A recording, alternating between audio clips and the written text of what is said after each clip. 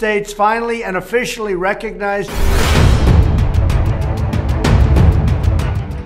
শুল্ক আরোপ নিয়ে দ্বন্দ্ব চরমে, পাল্টা জবাবে চীনকেও যুদ্ধের হুঁশিয়ারি দিল যুক্তরাষ্ট্র।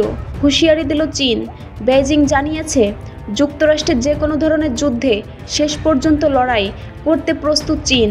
মার্কিন প্রেসিডেন্ট ডোনাল্ড ট্রাম্পের পাল্টা শুল্ক আরোপের তীব্র প্রতিক্রিয়া জানিয়ে একথা বলেছে যুক্তরাষ্ট্রে অবস্থিত চীনা দূতাবাস। এর জবাবে চীনের সঙ্গে প্রয়োজনে যুদ্ধে যেতে যুক্তরাষ্ট্র প্রস্তুত বলে ঘোষণা দিয়েছে পেন্টাগন।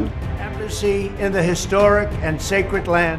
যুক্তরাষ্ট্র সম্ভাব্য হুমকির জন্য প্রস্তুত এবং তাদের সামরিক শক্তি আরও শক্তিশালী করছে বলে জানিয়েছে মার্কিন প্রতিরক্ষামন্ত্রী পিট হেগসেথ। ফক্স নিউজে এক সাক্ষাৎকারে তিনি বলেন, আমরা প্রস্তুত। যারা শান্তির জন্য আকাঙ্ক্ষা করে তাদের যুদ্ধের জন্য প্রস্তুত থাকা উচিত।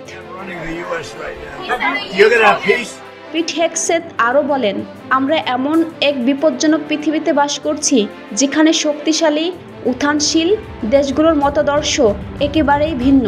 তারা দ্রুত তাদের প্রতিরক্ষা ব্যয় বৃদ্ধি করছে, প্রযুক্তি আধুনিকরণ করছে। তারা মার্কিন যুক্তরাষ্ট্রকে হটিয়ে দিতে চায়।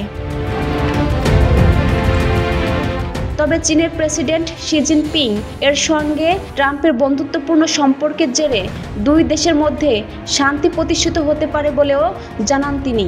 এর আগে চীনের সব পণ্যের উপর যুক্তরাষ্ট্রের নতুন শুল্ক আরোপের জবাবে বেইজিং ও ওয়াশিংটনের কৃষি পণ্য আমদানির উপর 10 থেকে 15% শুল্ক বসায়।